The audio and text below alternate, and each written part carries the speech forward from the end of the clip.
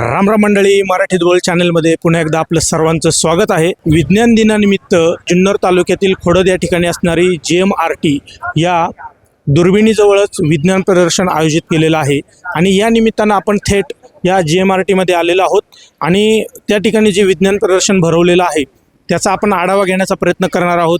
तिथे खूप शाळेतील विद्यार्थी असतील, संपूर्ण महाराष्ट्रातील विद्यार्थी या ठिकाणी आलेले आहेत, शिक्षक आलेले आहेत, काही पालक आलेले आहेत, त्यांची सुद्धा बातचीत करण्याचा प्रयत्न करूयात। शाळेचे काही विद्यार्थी आहेत, कॉलेजचे सुद्धा विद्यार्थी आहेत, तर त्यांनी कुठले कुठले प्रयोग या ठिकाणी ते घेऊन आलेले आहेत, त्यांनी कोणते कोणते संकल्पना त्यांच्या आहेत ते आपण जाणून घेण्याचा प्रयत्न करूयात। थेट JMRT मध्ये जाऊयात आणि त्या मुलांनाच जाऊन प्रश्न विचारूयात, त्यांनी कोणता प्रयोग या ठिकाणी केलेला आहे आणि त्याचं आउटपुट काय आहे हे सुद्धा पाहण्याचा प्रयत्न करूयात। चला तर मग। नमस्कार दादा। नमस्कार। गाव कोणतं, आपलं नाव सांगा। रांजणी रामदास पांडुरंग टेमगिरे। तुम्ही या वयामध्ये सुद्धा विज्ञान प्रदर्शन पाहायला आलात। त्या ठिकाणी एक बोर्ड होता आणि त्या बोर्डवरची तुम्ही माहिती सुद्धा लिहून घेत होता, काय कारण, काय तुम्हाला काय आवड? हल्ली बिबट्याची भीती आहे ग्रामीण भागात, आपल्या परिसरात ही गोष्ट केव्हा ना केव्हा घडू शकते, तेव्हा तातडीचा उपाययोजना म्हणून कॉन्टॅक्ट नंबर मी लिहून घेतले। म्हणजे त्या बोर्डवरती असणारे फोन नंबर आहेत ते तुम्ही लिहून घेतात? हो बरोबर। हो। तुम्ही विज्ञान प्रदर्शन पाहण्यासाठी एकटे आलेत का? हो, एकटे आलो। बरोबर, चालतं। तुम्ही दरवर्षी येता का? हो, दरवर्षी येतो मी। नमस्कार दादा। नमस्कार, आपलं नाव सांगा आणि गाव सांगा। मी मयूर बबन डुकरे, राहणार औरंगापूर। तुम्ही या ठिकाणी विज्ञान प्रदर्शन पाहण्यासाठी आलेला आहात? हो। तर तुम्ही दरवर्षी येता का? हो, एक रेग्युलर 3-4 वर्ष झाले येतोय। त्याआधी पुण्याला होतो आणि एक शाळेत असताना पण आमची ट्रिप आवर्जून येत होती। तुम्ही आता हे विज्ञान प्रदर्शन पाहण्यासाठी कोण कोण आलेला आहात आणि आतमध्ये तुम्हाला कसं वाटलं? मी, माझी बहीण आहे, एक माऊस बहीण आहे आणि खूप छान वाटलं आम्हाला इकडे मुलांचा प्रतिसाद कसा आहे? पालक त्यांच्या सोबत आलेले, त्यांची काय? मुलांचा प्रतिसाद चांगला आहे, खूप सुंदर अशा प्रकारे माहिती पण देतात। फिरलो असता बरेच काही प्रकल्प पाहण्यास मिळाले का बुवा, जेणेकरून गाय गोठा असेल, काही इलेक्ट्रॉनिक असेल, सगळ्यांची माहिती भरपूर प्रमाणात मिळालेली। आणि JMRT कडून तुम्हाला कोणतं कोणतं सहकार्य आणि कोणत्या सुविधा उपलब्ध तिथं? JMRT कडून सुविधा म्हटलं तर तसं काय एवढं हे नाही, सुविधांचं काही आपल्याला अडचणच येत नाही। म्हणजे पाणी वगैरे आलेल्या पाहुण्यांना? हो, इथं आतमध्ये पाणी वगैरे भरपूर प्रमाणात सुविधा उपलब्ध आहे, थंड पाण्याची वगैरे व्यवस्था आहे सुंदर अशा प्रकारे। मी सचिन बबन कारबळ, माझं गाव तळेराग, दुर्गम भागातूनच आलेलो आहे, राहायला जुन्नरला आहे आणि एक मी टीचर आहे। तुम्ही या ठिकाणी विज्ञान प्रदर्शन पाहण्यासाठी कोण कोण आलेले आहात? मी आणि माझी मुलगी आलेलो आहे। दीदी, काय करतेस तू? तिच्याकडे माहिती। कितवीला आहेस तू? मी 6वीला आहे। तुझं नाव सांग। माझे नाव प्रांजल सचिन कारभर। कोणत्या शाळेत शिकतेस? Jai Hind international school and junior college. Jai Hind कॉलेजला आहेस। तू आता विज्ञान प्रदर्शन पाहिलंस, कसं वाटलं तुला?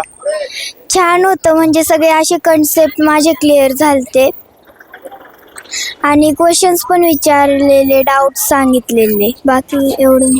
मग तुला पप्पांनी घेऊन आली की तू पप्पांना म्हणाली मला यायचंय? मी पप्पांना म्हणाले मला यायचं। या ठिकाणी JMRT कडून पिण्याचं पाणी, जे पाहण्यासाठी येणारे प्रेक्षक आहेत, ग्रामस्थ आहेत, विद्यार्थी आहेत, त्यांच्यासाठी JMRT कडून या ठिकाणी पिण्याची पाण्याची व्यवस्था फार सुंदररित्या केलेली आहे। या ठिकाणी सर CV रमण या नावाने प्रवेशद्वार या ठिकाणी आहे। त्याचप्रमाणे JMRTचा असणारा हा संपूर्ण दिशादर्शक नकाशा, त्याच्यामध्ये त्यांनी सर्व माहिती या ठिकाणी नमूद केलेली आहे। JMRT कडून या ठिकाणी वैद्यकीय सेवा म्हणून अत्याधुनिक या ठिकाणी रुग्णवाहिका या ठिकाणी उभी आहे। सर, आपलं नाव सांगा आणि आपण कोणता प्रयोग घेऊन आलात याची माहिती पूर्ण सांगा। माझे नाव गुंजाळ पवन कैलास आहे। आम्ही समर्थ कॉलेज ऑफ इंजिनिअरिंग बेल्ले या ठिकाणी आलो आहोत। आम्ही आता BE मेकॅनिकल इंजिनिअर करतो आहे। आम्ही आमच्या फायनल इयरसाठी हा प्रोजेक्ट बनवला आहे। आमचे प्रोजेक्टचे नाव आहे design and development of 3D printer using a natural fibre filament. आता हे मटेरियल PLA आहे। आम्ही जे मटेरियल बनवणार आहे ते करंटली टेस्टिंग फेजमध्ये आहे। त्यासाठी आम्ही ऑरेंज फील्ड पावडर यूज करणार आहे, कारण त्यामुळे आपण ते फूड डिलिव्हरीसाठी पण यूज करू शकतो। आपण जर ऑरेंज पील पावडर यूज केली तर त्यामुळे त्या मटेरियलची फ्लेक्झिबिलिटी इन्क्रीज होणार आणि त्याची ब्रिटलनेस ही कमी होणार. त्यामुळे आपण त्याचे जे फ्लेक्झिबल मॉडेल आपल्याला बनवायचे असेल त्यासाठी आपण यूज करू शकतो. आणि त्या जर ऑरेंज पील पावडर यूज केली त्याची बायोडिग्रेडेबिलिटी पण डिक्रीज होणार, बायोडिग्रेडेबिलिटी इन्क्रीज होणार. म्हणजे आपण ते सॉईलमध्ये बरी केलं किंवा ते सॉईलमध्ये गाडलं तर ते लवकर डिग्रेबल होणार, ते सॉईलमध्ये डिसॉल्व होणार लवकर. याचा उपयोग नक्की कोणत्या क्षेत्रामध्ये होणार? जर आपण कॉलेजमध्ये आपल्याला प्रोजेक्ट बनावे लागत्या किंवा आपण कंपनीमध्ये जातो त्यांना प्रोटोटाईपची गरज असते. ते प्रोटोटाईप ट्रॅडिशनल पद्धतीने बनवावे गेले किंवा CNC बनवावे गेले त्यांना खर्च जास्त लागतो.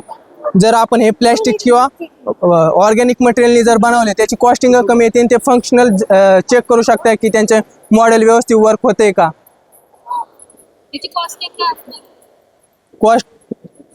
कॉस्टिंग तुम्ही जर नवीन मटेरियल गेले आत्ता मटेरियलची प्राइस आहे 600-700.